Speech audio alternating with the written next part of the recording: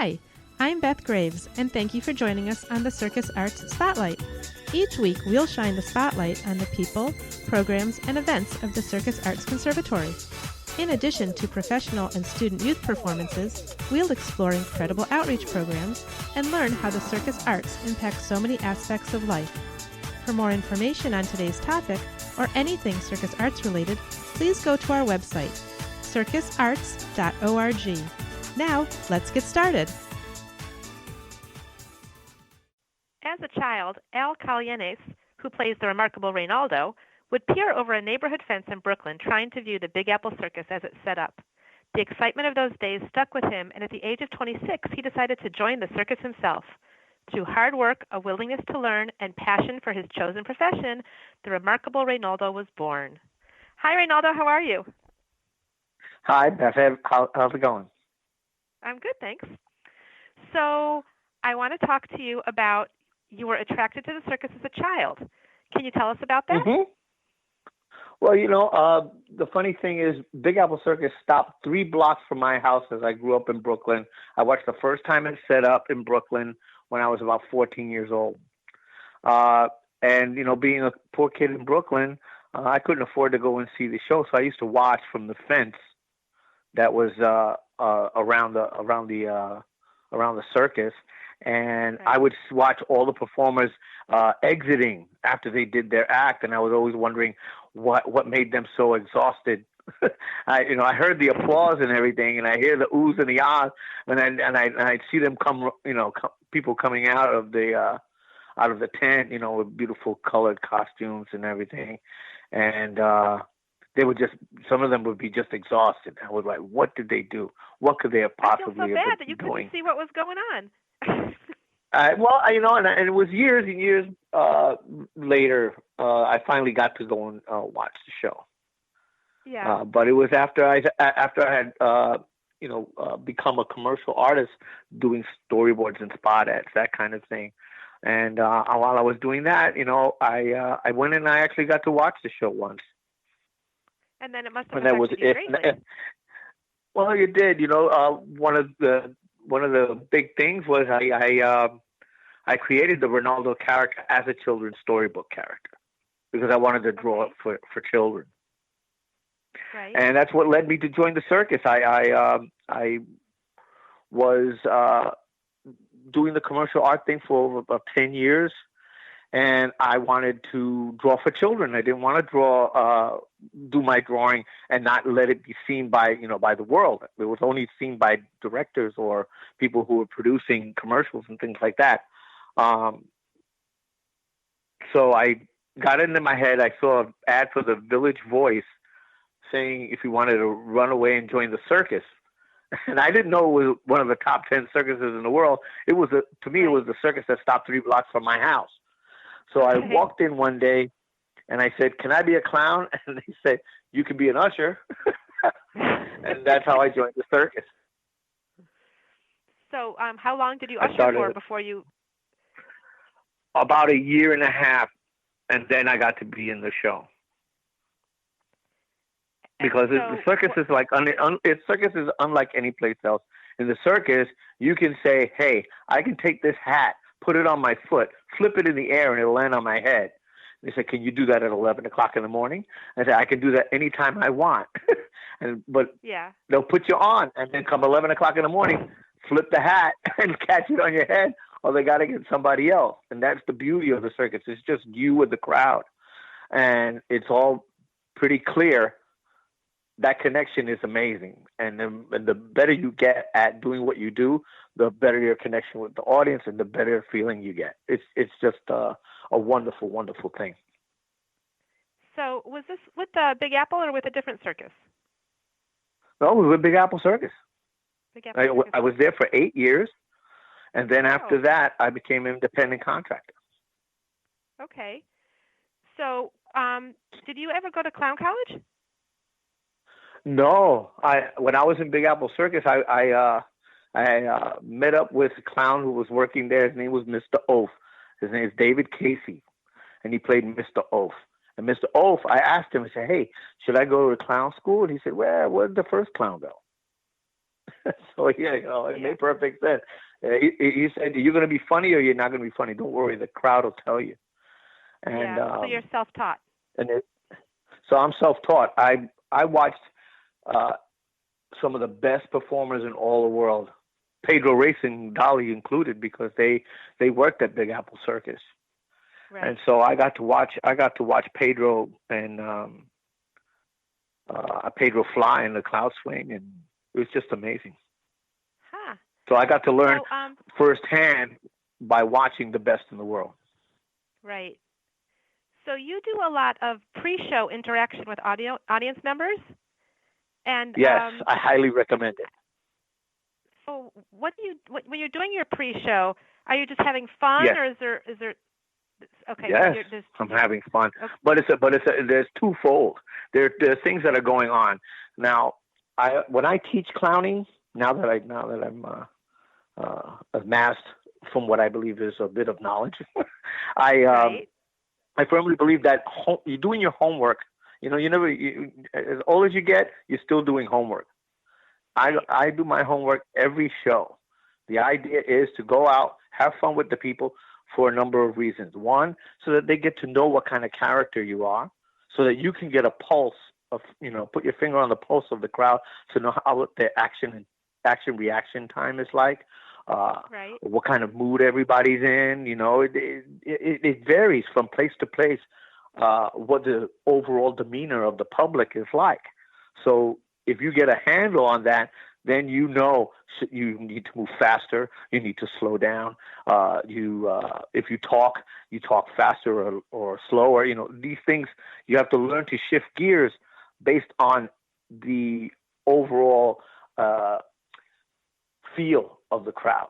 And you don't get that just by waiting backstage and then going on. I tell people when I teach that if you do this, it'll help and enhance your routine. Don't rely on just the material to work.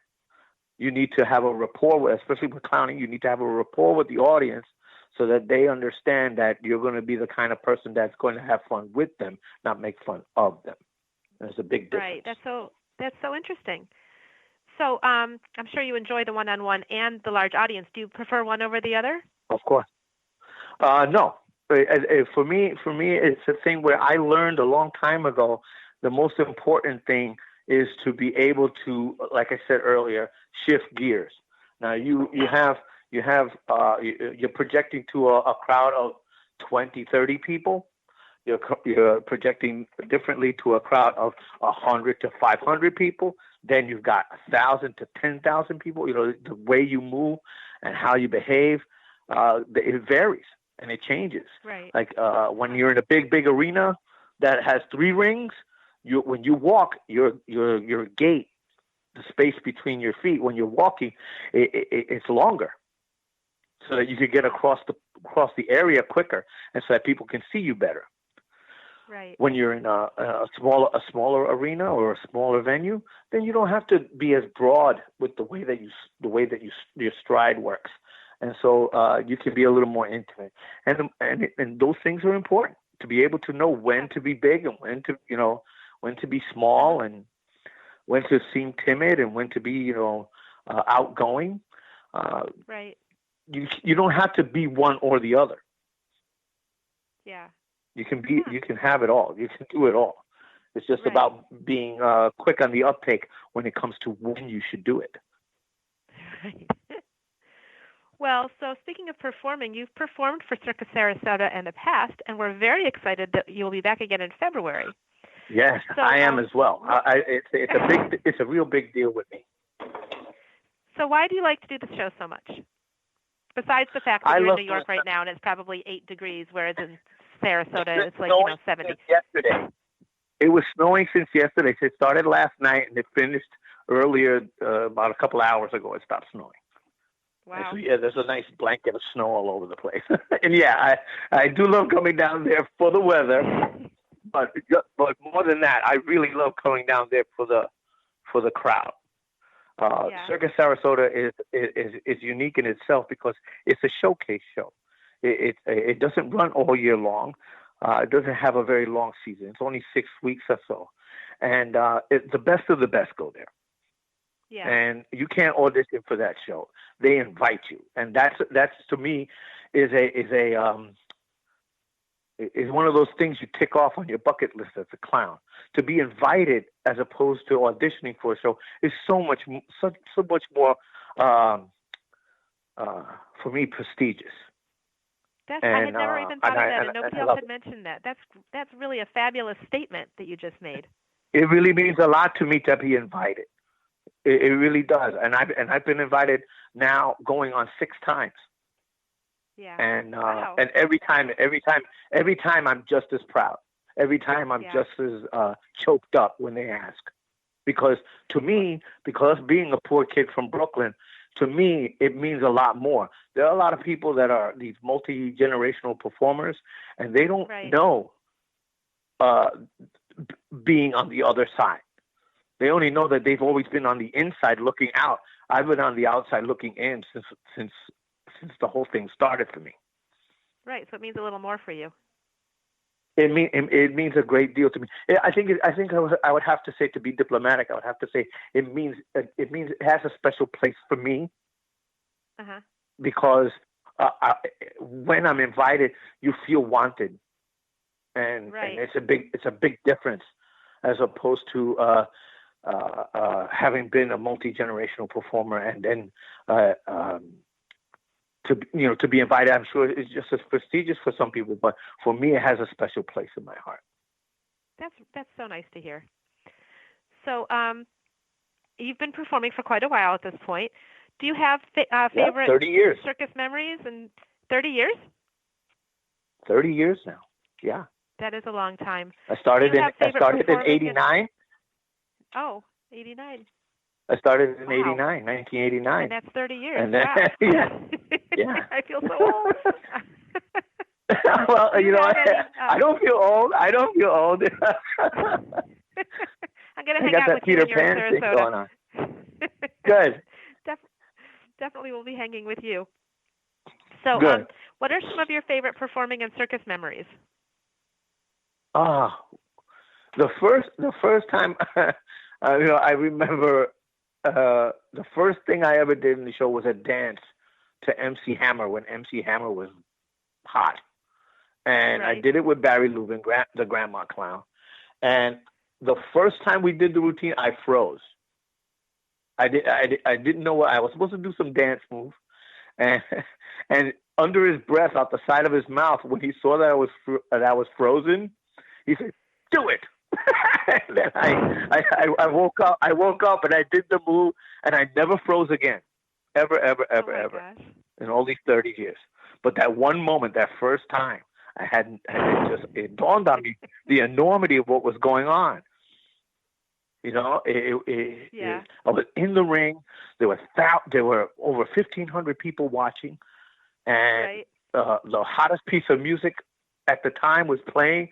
The people were cheering and roaring and laughing, and it was pretty overwhelming. I'm sure. So that's one memory. Then I played in a circus in Canada. It was the Garden Brothers Circus, and that audience was the largest audience I had ever been in front of. It was over 10,000 people.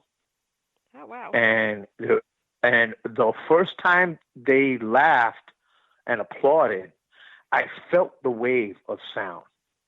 I had never ever felt that before.